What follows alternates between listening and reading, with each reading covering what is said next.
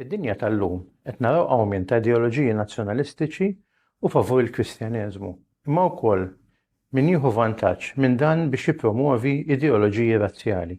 Fl-1937 il-Papa Piju XI fuq parri tas-Segretarju tal-Istat u eks-Nunzju Apostoliku għall-Ġermanja Eugenio Pacelli ippubblika l-enċiklika Mid Venander Sorge. X'kien fija u għaliex din l-enċiklika hija attwali? Il-relazzjoni bejn il-Ġermanja Nazzista u l-Knisja Kattolika kienu pjuttost komplikati. Essenzjalment il-Knisja kienet konxja sew tat-theddid tal-komuniżmu kif ukoll kienet taf li bosta mill-element revoluzzjonarji sew fir-Russja Bolxevika kif ukoll fil-Ġermanja ta' bejn il-gwerer kienu ġejjin għalkemm mhux il-popolazzjoni kollha imma kienu ġejjin minn elementi tal-popolazzjoni ludija.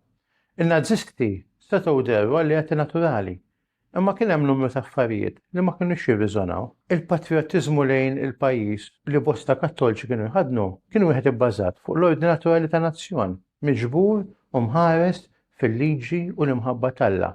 Imma ma jieħux post Alla. L-eżaltazzjoni tar-razza fuq rivelazzjoni divina kienet forma ta' paganiżmu li wassal mhux biss għad-dbejjiet tas-salvazzjoni imma l-ħruxi kbar lejn dawk meqjusa bħala inferjuri.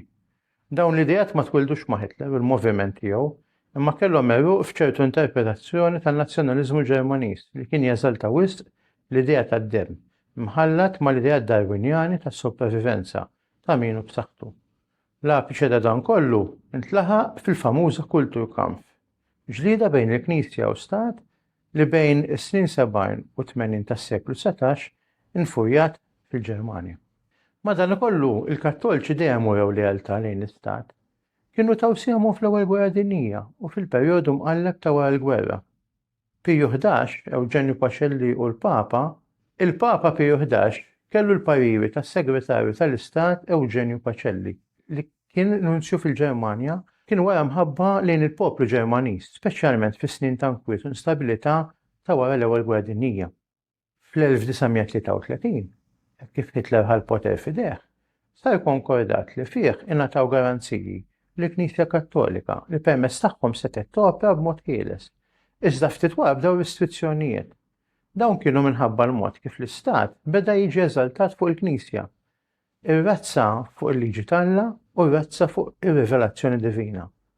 L-oppożizzjoni tal-isfijiet bdiet wassal għal pressjoni mill-Istat fuq il-Knisja u l-fidi bdiet tiġi attakkata. L-isfijiet rapportaw x'kienet jiġri fil-Ġermanja b'imħabba patriottika. Bħala Kattoliċi aħna obbligati nkunu patriotti. Il-Knisja għamlet konkordat fl-1933 u kienet lesta taħdem ma' minnu lest li jaħdem. Il-ftehim iżda nqered kif bdew joħonqu l-Knisja. It-tfal bdew jiġu indottrinati minn ideoloġija falsa li tneħħi lill-Alla, kull ħaġa nisranija bdiet tinqered u tiġi mibdula biex isservi ta' appoġġ għall-ideoloġija nazzjonali taħt l-isem ta' Kristjaneżmu pożittiv.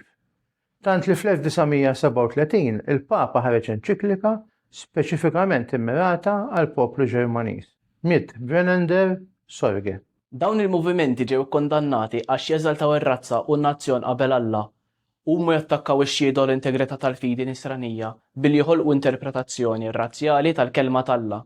Fl-istess waqt l-insara li jibqgħu leali lejn it-tagħlim tal-Knisja huma tassew l-aktar patriottiċi għax huma jiddefendu l-art u l-poplu tagħhom li tħobb l-art u l-poplu tiegħek mhux skuża biex titlef il-fidi, iżda proprju frott ta' fidi nisranija ġenwina.